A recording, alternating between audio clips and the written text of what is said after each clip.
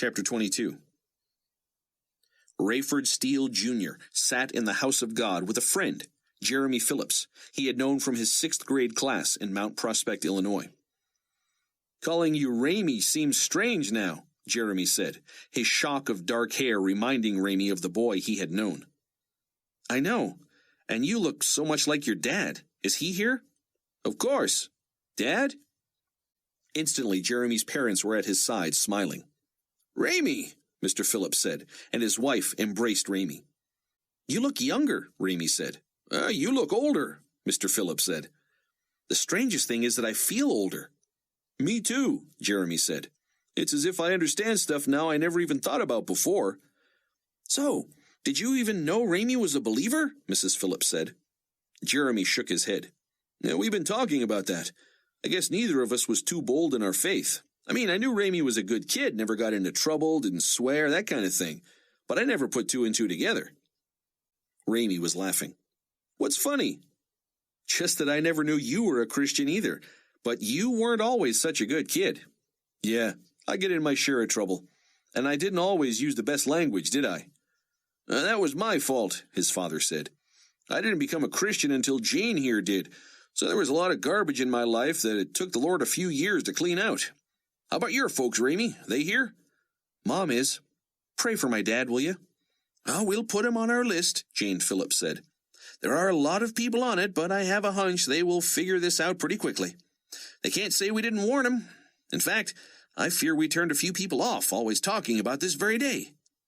"Has it only been a day?" Jeremy said. "Seems like we've been here a month already." "I have a feeling that this hasn't been more than a few minutes," his dad said. The angel host burst forth with more hallelujahs. "Maybe one of those was for your dad, Ramey," Mr. Phillips said. "I can only hope. Put my sister on your list too, please." Irene felt she had almost gotten used to her glorified body.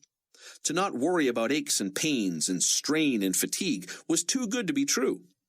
But she decided it was unlikely she would never take her new mind for granted. As any mortal, she had often wondered what it must be like to have the mind of God, to be able to know all and remember all, and know the future. That last didn't happen to come with her new equipment, but the idea of knowing and understanding everything all at once, now there was a novelty. Irene couldn't see Ramey, but she knew instinctively that he was within a quarter mile of her, and she even knew he was talking about her and Rayford and Chloe. The Phillipses, she thought. How wonderful! Who knew? Irene could transport herself directly into their presence, but that could wait. They had to be enjoying these festivities as much as she was. What a parade of saints had already passed by the throne, their works tested by the fire, their crowns produced from the treasured residue. Irene thrilled to every story of a behind-the-scenes saint, unknown outside their tiny church or town, who had represented Christ every day for decades. From every city and village, on every inhabited continent, they came, people of all colors and tongues. From a woman in the bowels of India who had spent her own meager income on materials to teach the Bible in her squalid neighborhood, despite opposition from her government and people of other religions. To the man who had sold his lucrative business in Australia to move into the outback and spend his life reaching Aborigines for Christ. Irene couldn't get enough of this. She had expected, of course, to see preachers and pastors and evangelists getting their rewards. But she had not considered that most of these would be men and women from places she had never heard of. Many had lived on pennies, wearing at most 2 sets of clothes, opposed by the enemies of God, often persecuted by the state, and yet persevering in spite of it all. An invalid woman was praised by Jesus for making her sickbed an altar of prayer for more than 50 years, daily petitioning God for countless ministries and missionaries. Now she jumped and ran and skipped before the throne, whole, young, vibrant, and the recipient of the crowns of righteousness, life, and rejoicing. Next to a window in first class, on a 747 bound for London, Buck Williams sat hunched over his laptop, executing the slow blink of the sleep-deprived. He had intended to do so much, to get himself newly organized, but he felt unconsciousness invading. And it was such a warm, inviting wave that he knew he would be unable to resist it for long. The elderly couple in front of him, he could only see the woman's head now, and the overweight, heavily lubricated businessman next to him were already sound asleep. Buck would be next, but he wanted to keep the computer screen from swimming before his eyes for another minute or so. No luck. He roused with a start to realize he had keyed gibberish onto his calendar, and then he was out again. Irene estimated that she had witnessed the judgment of more than 2,000 saints so far. Only about 19,999,998,000 to go. Still, getting used to her new abilities, she debated whether to bother God with her question. But as soon as she allowed the thought, he spoke to her heart. Just ask. Well, you see, I know time is different here and, in fact, non-existent. Yes, right, but just out of curiosity, how long have we been here? In Earth time? A heavenly chuckle. Approximately 4 minutes. See now, Amy, this is our problem. Here it is, 9 o'clock on a weeknight, and here we sit. We've been through all this, Amy said, as Chloe closed her books.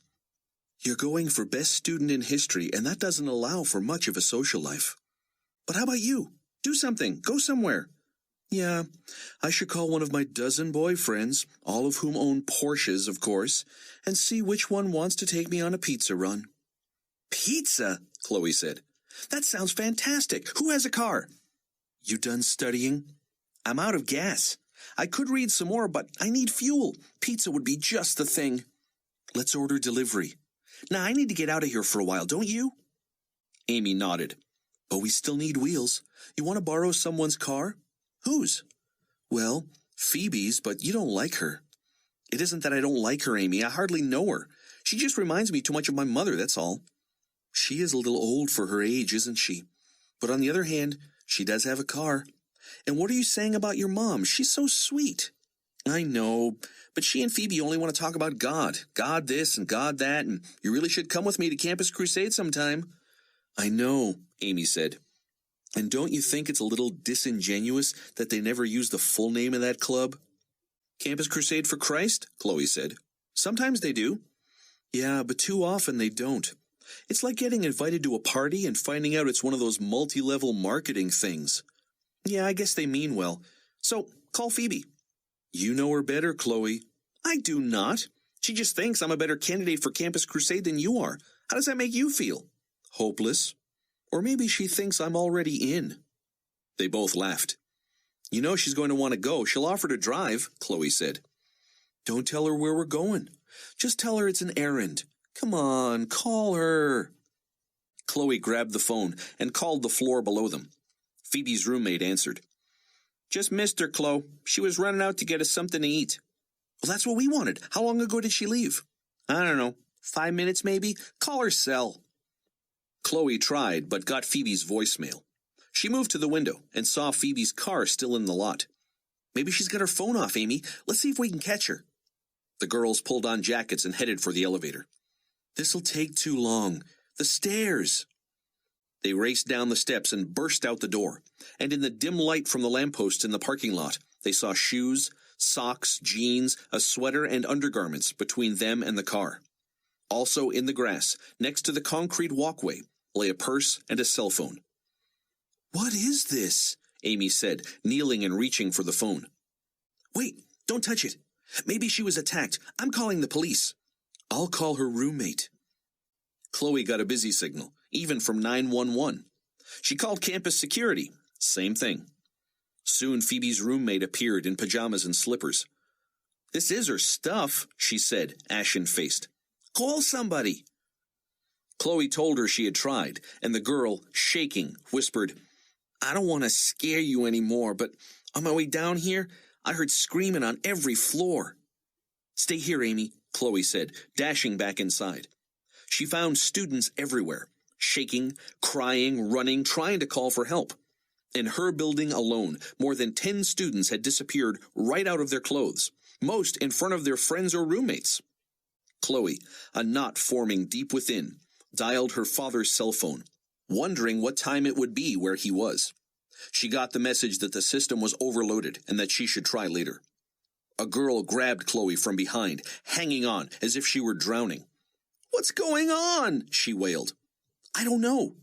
"Have you heard? Lots of students' kids are gone. Some say all of them, and a couple of professors." The girl ran off. Chloe tried her home number. "Mom? Dad, are you there? Have you seen what's going on? Call me as soon as you can. We've lost at least 10 students and 2 profs, and all the married students' kids disappeared. Is Rainey all right? Call me." Chloe ran to her room and began packing, hardly thinking about where she was going. Kids had TVs and radios blaring the news that this was a worldwide phenomenon. She had to get home. Why, she didn't know. She just had to. She threw everything and anything she needed into one suitcase and dragged it downstairs. Amy was still standing guard over Phoebe's clothes. "You might as well take that stuff up to her room," Chloe said, and she told Amy what she had heard. "I'm going to keep trying to reach my family, but if you hear from them, tell them I'm trying to find a way back there. I'll try to call them tomorrow if I can get a flight. Can you do that?" "Sure. And Chloe, be careful."